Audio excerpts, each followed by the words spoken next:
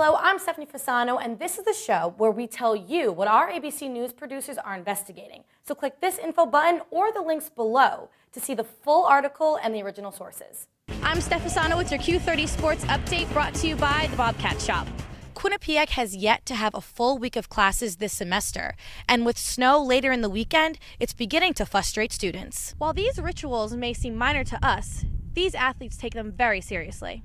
After months of criticism by the media, Bruce Jenner has officially come out as transgender on an ABC Specials report with Diane Sawyer. Members of the Quinnipiac community gathered on Thursday, February 26, to honor the lives of the 3 University of North Carolina Chapel Hill students who were gunned down earlier in February. A suspicious phone call to Hamden High School led to an evacuation early on Wednesday. Police say someone called the school, threatening that there was a bomb and it would go off soon.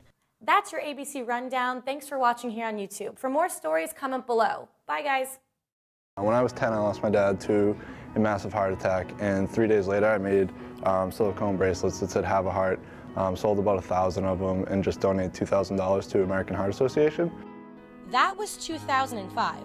9 years later, sophomore Bobby Palmieri brought the idea back to life. Have a Heart's a good way to honor him, and part of the major concept of Have a Heart is, taking this negative and turning it into something positive.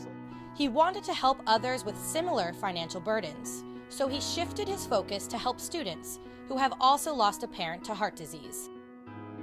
Originally, I was just going to do the $10,000 and do one scholarship and be done with it. But after getting a couple donations, I really loved the idea of helping others. I'm not going to set a set amount of number. I'd like to do as many events as possible and see how much money those raise and then go from there. Have a Heart started with family, and it's the encouragement that keeps the foundation going. My mom, her fiance, my brother, they're great, emotional support. And then, other family members have donated some serious money to help me get this going, and my mom has just been awesome throughout this whole process. With the high cost of college looming and a developing idea, all of his hard work was ready to take off. We just launched Wednesday, the new website, so there's a new blog. Eventually people will be able to donate through the site, buy t-shirts, hats, stay up to date with all the events we're going to do. We're going to do events on, other campuses, not just Quinnipiac. I just feel like when something bad happens, you kind of have the ability to react how you want to. And at first that was hard for me to understand, but as I grew older and more mature, I realized that, it is what it is and I can react, and I think that I've actually turned this into, not a positive thing, but I've, made a positive change, and I look to continue to help people, and I think people should do the same. I'm Stephanie Fasano, Q30 News. So our Stephanie Fasano has all the news about the craziness around these tickets. When Quinnipiac vs. Yale tickets are up for grabs, students are waiting by their computers for the clock to hit 10 p.m. The upcoming men's ice hockey game has students yelling, screaming, and turning to social media to express their frustration about getting tickets. Twitter flooded with anticipation for the tickets to be available, and some students' excitement when receiving one. But some believe there should be a different method to be able to go to the big game. I feel like there should be some sort of loyalty points for people who go to a lot of the games. I know that a lot of really big fans couldn't get tickets, and that's really upsetting for them. I think that there should be some type of system by grade based on your year. Maybe there should be more tickets for seniors and then slightly less for juniors and slightly less for sophomores. With the game days away, some students have begun using Facebook to sell and buy tickets.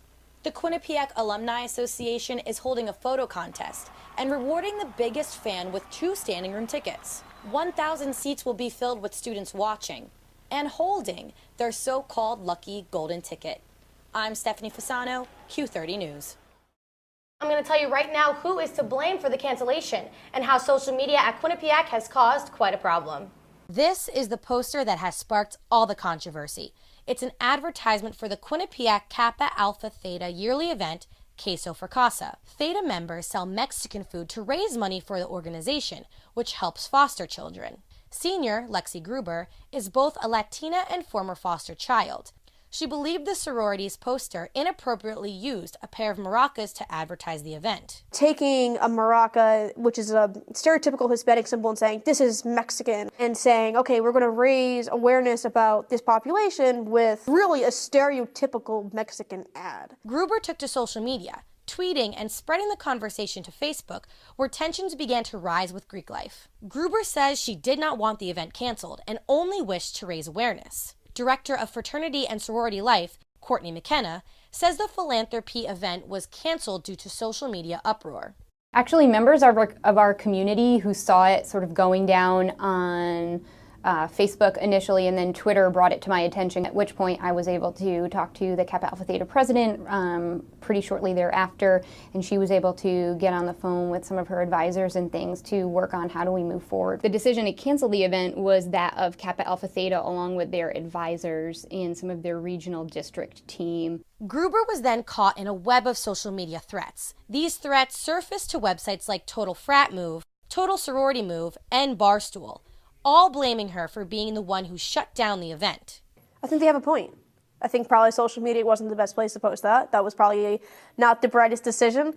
QU Panhellenic released a statement following the cancellation of the event about the negative dialogue and student respect. McKenna says certain students involved have already been spoken to, and this series of events bring light to the power words can have. Whether they're Greek or otherwise, to make sure that they recognize the impact that words can have, and whether it's social media or otherwise, it all can impact people.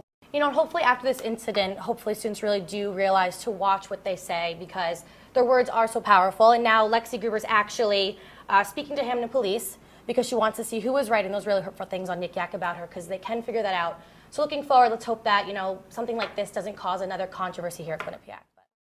Friedreich's ataxia, a debilitating, life-shortening, degenerative neuromuscular disorder. But sophomore Joe Mullaney isn't letting this genetic disease bring him down. Diagnosed at age 9 and watching his older sister Kayla struggle through the same illness, he wasn't going to let it control him. I didn't start using a scooter until move-in day, freshman year. The scooter helping him get around campus. It does both, because of it, I'm much more independent. FA-wise, it got worse only because I'm not using the muscles I was. To improve his muscles, he works out at least 3 times a week. But definitely work out only to rebuild the muscles that I have. So we hit the gym with him to see how he maintains his strength. Laps around the track, lifting weights, and riding the bike to keep him moving. But bike riding is more than just an exercise to Mullaney. A 10-mile bike ride to raise awareness for the FA Research Alliance. My friend Matt Blumenthal, he knew at FA and he saw there were all these treatments coming out and all that, but no cure, and he wanted to help out any way he could, so he found a ride. I signed up and I talked to Joey, got his consent, and then sent the link out to some of the guys, and within a week we raised $1,200. The 2 boys, along with their fraternity, contacted FARA fundraising advisor Mary Caruso. They planned a bike ride around Hamden, followed by a picnic on campus. And something like this can do wonders for research, and I really believe it does wonders for people that would never imagine what it's like to live with this disease. It's a step. You know, it's the awareness, and I look around, I see all these people here. When Joey was diagnosed, people didn't know what FA was, and we've come so far. Raising money from the help of friends and family, but the people around Joey are more than just a support system. They admire how he keeps a positive outlook. He's not negative. He's so positive. He takes the best of everything. He just doesn't really quit every day. He just keeps going. You know, I've never seen him have a negative attitude. He's never down. He never asks for pity or help. And the thing with him is that he doesn't want to be looked at as a person who has any type of disease or disorder or anything like that. He's just this positive kid. This is kind of a small part of who Joey is. A small part that he won't let get inside his head. I tell everyone this, you can't let the disease win, pretty much. You can't let it take over. I'm Stephanie Fasano, Q30 News.